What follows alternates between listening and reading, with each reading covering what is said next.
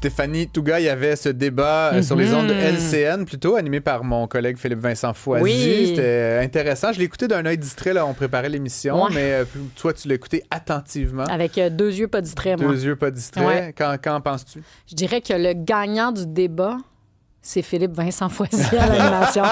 Mais pour vrai, Philippe-Vincent a été bon parce que j'ai trouvé qu'il a su trouver l'équilibre entre poser des questions sur des enjeux régionaux, locaux. En matière de santé, par exemple, là, il disait qu'il y a différents candidats qui ont abordé la question de l'hôpital. Je pense qu'il s'appelle Hôtel Dieu, mais là, je ne suis plus certaine du nom de l'hôpital, mais qui a été comme à l'abandon pendant des années et qui a eu des bris de service. Et en parallèle, a su dire aussi aux candidats, mais si vous devenez premier... Ben, pas vous, là, mais... Si Pablo Rodriguez, par exemple, est premier ministre, que fera-t-il en matière de logement?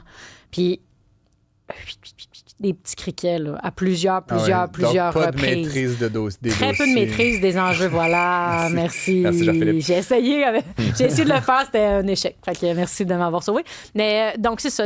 Essentiellement, j'ai trouvé que c'était PV qui était de loin le meilleur. Et ensuite, évidemment... je l'ai écouté, comme je te dis, de loin. On avait un peu le son, mais tu sais... On n'a rien appris. Non.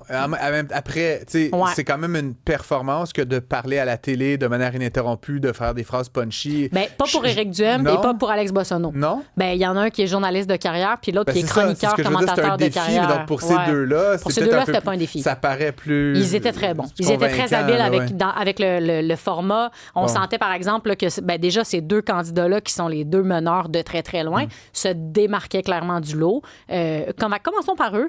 Éric Duhem est revenu sur les sujets traditionnels. Quand on lui a demandé de quoi vous voulez nous parler en ce moment, il nous a parlé de la fameuse taxe sur le carbone, il nous a parlé d'une meilleure gestion des finances publiques et il a utilisé, et ça m'a fait sourire, si vous voulez du vrai changement, c'est moi. Mais vrai changement, on se souviendra que c'était le slogan de la CAQ il y a de ça 7 ans. J'ai trouvé que c'était très, très... C'est Duhem du vrai, là, son truc. Je sais, mais quand même, ça reste une belle récupération, un beau clin d'œil en disant, vous disiez que c'était vous le changement il y a 7 ans, maintenant c'est moi.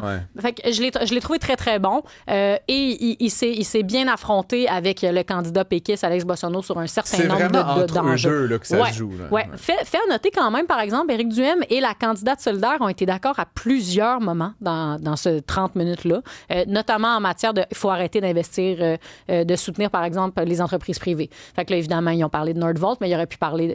Éric Duhem a également parlé de Taiga. Il a parlé de d'autres compagnies. Donc, et du côté solidaire tu connais la théorie du fer à cheval, hein? Non.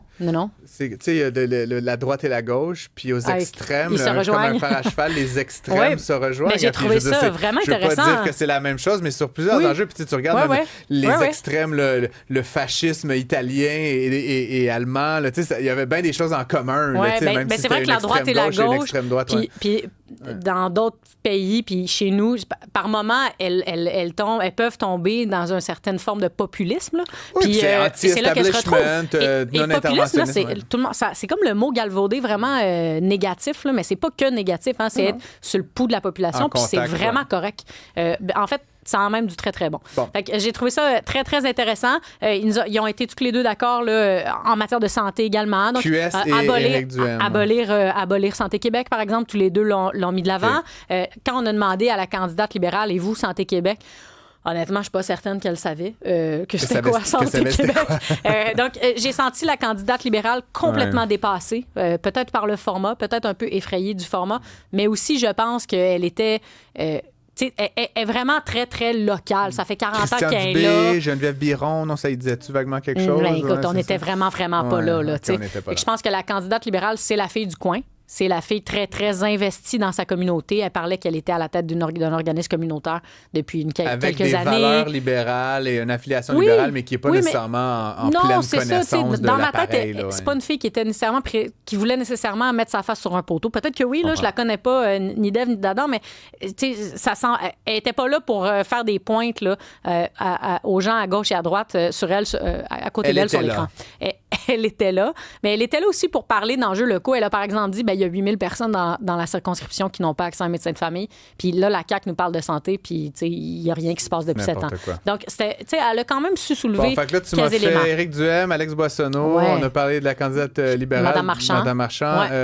Parle-moi un petit peu, je sais pas, Kevin Brasseur de la CAQ. Kevin Brasseur, que je trouve, ma foi, sympathique. Gars de région, lui aussi, du coin, président de la Chambre de commerce. lui aussi, on le sentait moins habile qu'un Éric Duhaime, qu'un Alex Boissonneau. Puis, veut pas, lui, ça fait 7 ans que sa gang est au pouvoir. Il traîne des casseroles qu'il a eu de la misère à défendre. T'sais, quand on lui a demandé, par exemple, ben là, c'est le bilan de la CAQ en matière de logement ou le bilan de la CAQ en matière de santé, ouais, c'était pas facile. Là. Il essayait d'aller à gauche, à droite, puis il essayait de vivoter. Il a comme survécu. Il a pas été très bon, il a pas été très mauvais, il a été correct. Il a pas été marqué des points. On me dit, là, puis encore une fois, j'ai quelques. Et pourtant, c'est un gars intelligent. Là. C'est un gars sympathique et intelligent. C'est un gars qui est apprécié dans la région. Mais oui, c'est sûr. C'est un gars du coin. Est-ce qu'on pourrait avoir une surprise, pas nécessairement au sens qu'il se fait élire, mais est-ce qu'il pourrait. Moi, je pense que oui. 20% ou 15%? Peut-être pas 20%, mais je pense que sa candidature, étant donné que c'est un gars local qui a l'air d'être très, très, très ancré dans son coin, qui connaît tout le monde, qui connaît le milieu économique, je pense qu'il va causer une petite surprise en allant chercher un petit peu plus de points que ce que les sondeurs lui ont attribué pour le moment. Bon, terminons avec la candidate solidaire. Là. Ouais. Je comprends que les partis ne priorisent pas cette campagne, certains d'entre eux, dont les libéraux et les solidaires en particulier. Absolument. La candidate, elle n'est pas au pays. Non, elle est en vacances en France. Elle fait aucun effort vestimentaire, elle fait aucun effort de cadrage. En fait, moi, c'est le cadrage. Honnêtement, je me souviens pas ce qu'elle portait, mais je me souviens que derrière elle... Je m'en fous, je suis pas là pour dire aux femmes comment s'habiller, là, mais Simonac, mets-toi une veste, là, je sais pas, mets-toi une chemise. Là, là, avec son vieux T-shirt brun échancré dans un demi-sous-sol avec un plafonnier. Mais en fait, c'est le signal que ça envoie. Quand Stéphane Dion pourrait t'améliorer ton cadrage, c'est que t'as un vague problème. En fait, première affaire. Quand moi, là, dans mon travail, quand je viens pas vous voir, là, je donne notamment des formations. Des formations porte-parole. On dit aux gens, bon, là, si tu t'en vas à la radio, ou à la télé, pardon, en fait, plutôt, là, assure-toi que le décor derrière toi, ce soit pas ce qui te dérange. Parce que moi, je me souviens pendant la pandémie, puis j'imagine que vous aussi, là, tu regardes des gens au téléjournal, puis là, ils sont dans leur salon, là, puis là, il y a une bibliothèque derrière, puis je me dis, qu'est-ce qu'il lit donc? Puis, il y a un chat qui passe, puis la lumière est dégueulasse, il a l'air cerné. T'sais, tout ça, veut pas, ça dérange l'œil, puis ça nous distrait du propos. Puis je pense qu'en ce moment, elle a décidé, volontairement ou pas, de pas faire d'efforts sur notamment son background, parce qu'elle avait l'air d'être dans une case. C'est presque exprès, là, rendu là. Je veux dire, Québec solidaire, c'est pas...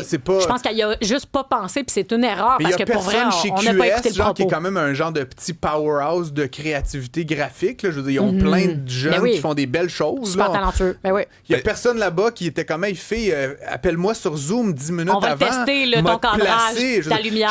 Je fais de la télé. Quand j'appelle à LCN, il me dit, tourne-toi un petit peu, rabaisse ton écran, t'as une patente. OK. Là, elle a fait un débat politique. C'est la seule chose politique qui se passe de tout l'été. Là. Au Québec, c'est ça. Là. Si tu veux avoir un petit échantillon de Québec solidaire, t'as eu comme une demi-heure de ça. Puis je suis comme, hey, wow, tu sais.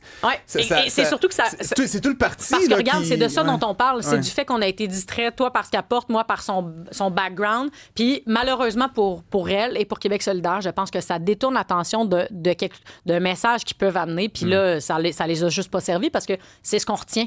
C'est ce qu'on retient, puis peut-être que c'est superficiel, mais reste que l'humain, là, c'est ce qui retient. Et c'est superficiel, puis Fred, je reviens... Mais ça reste de la télé, tu sais. Et ça reste, tu sais, c'est Catherine Dorion, là, c'est le hoodie, c'est comme... C'est la raison du départ de GND. Là. On veut pas vraiment prendre le pouvoir, on veut juste être soi-même, puis comme moi, j'ai mon t-shirt brun, fuck you, tu sais, puis c'est OK, tu sais, mais ça, c'est à la intéressant fin, ce que les tu gens, dis. ils regardent la télé, puis ils voient quelqu'un qui a de l'air d'être tout magané dans un demi-sous-sol, c'est comme, hey, cette personne-là ne sera pas mon premier ministre. C'est là la question. L'électorat de Québec solidaire se sent-il plus proche de ses élus potentiels? Est-ce qu'il y a une question de populisme à nouveau là-dedans? En se disant, regarde, le vrai monde, ils ont des caméras croches. Mais oui, ils parlent à leur base. Tu as tout à fait raison, parce qu'on n'aurait pas vu le candidat ou la candidate libérale faire ça. Non, exact. Parce que c'est pas ça, leur électorat. Fait que oui, les gens, ils font leur communication de plusieurs manières distinctes, là, en parlant à leur base, avec leur slogan, du vrai. T'sais, ça parle à une base. Là. D'ailleurs, le vrai changement que tu nommais tantôt, c'était aussi Mélanie Joly là, dans sa première tentative d'investiture à Montréal. Oui, exactement. Le vrai changement pour Montréal. Voyons, le slogan de Valérie Plante, l'homme de la situation. Voilà. On en parle encore. Il y a quand même des stunts ou des principes au niveau de la communication politique qui transcendent le message. Là, je pense que c'est pas ça. Je pense pas que c'est ça. Je pense qu'il y a eu juste pas d'effort qui a été mis dans le cadrage. C'est pas un geste volontaire. Mais là où je te rejoins, par exemple... Il y a comme Québec solidaire, c'est un parti. Ils reçoivent beaucoup d'argent. Ils ont des membres, ils ont des élus. Il y a une direction des communications à quelque part qui est comme... Hey, cette direction des communications-là, dans son été, là, le débat LCN, c'est la seule chose qu'elle avait à s'occuper. Là. Je veux dire, comment... Il y a quelque chose que tu as dit sur lequel j'ai accroché tantôt, parce que là, je m'éloigne de... Je pense qu'on a fait le tour du cadrage. Puis pour moi, on est...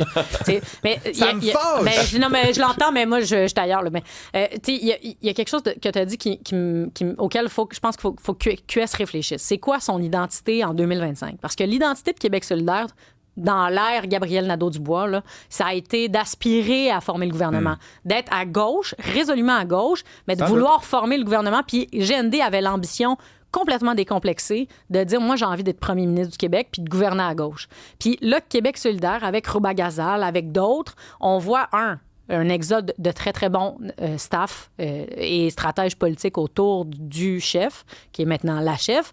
Et on voit aussi un certain désengagement de la députation qui est plus dans l'aile Gabriel Nadeau-Dubois, moins dans l'aile, disons, radicale historique de Québec solidaire, à laquelle je pense que Rouba Gazal appartient. Qui savent faire un budget, qui savent faire de la politique publique. Ça va devenir un parti de militants, c'est donc un parti... Je pense qu'en ce moment, il incarne d'être un lobby de gauche. Puis il incarne de moins en moins d'être une formation politique qui souhaite remporter l'élection.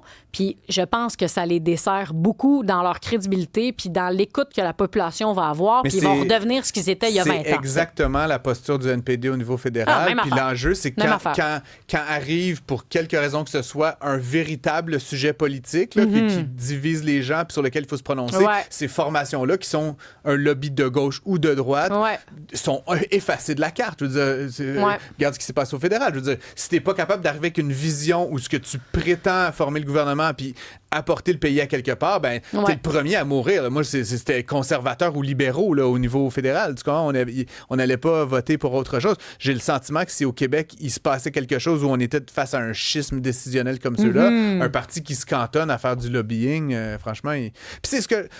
pour peut-être clore là, nos élucubrations de la semaine, mais c'est un peu ce que je reproche parfois à Éric Duhem.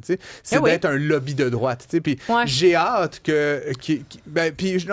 il est plus près d'une aspiration à gouverner. Il parle quand même de finances publiques, puis il parle quand même de vision de la place du privé en santé. Tantôt, je l'écoutais, puis d'accord, pas d'accord, là. Il parle quand même des grands sujets. Mais c'est là où s'il est élu, puis si éventuellement il y a d'autres députés conservateurs, il faut qu'ils se professionnalisent. Je suis à la même place. Que Québec solidaire semble un peu jeter ce bébé-là avec l'eau du bain. Je pense qu'inversement, le Parti conservateur va devoir faire cet effort-là, avoir des staffers, avoir une politique compréhensible pour la population. Et ça, ils sont à une semaine. C'est ça, dans 5 jours, on s'en reparle, mais ça va être intéressant à suivre. Demain, on va parler de ce qui nous attend cet automne, Stéphanie. Oui, l'automne politique va être disons, ponctué de grands événements. D'une part, il y aura une élection municipale, on pourra en parler. Il y aura un remaniement ministériel annoncé par le premier ministre. Il y aura une partielle Nord-Tabasco dans quelques jours. Fait que il y aura des tarifs. On aura plein de choses à se dire, Francis. Et Stéphanie, la prochaine fois que tu es à distance, on surveille ton cadrage chez toi pour être certain qu'il n'y a rien qui dépasse. Mais vous saurez, quand j'en fais à distance, là, je suis sur fond blanc et parce que je veux pas qu'il y ait de distraction, justement. Je veux que les gens ils se disent qu'est-ce qu'elle dit, elle, c'est-tu bon, c'est-tu pas bon, mais pas qu'ils disent voyons, qu'est-ce qu'elle a lu hier en fin de semaine. Voilà. Une vraie professionnelle, Stéphanie Touga. Merci à toi.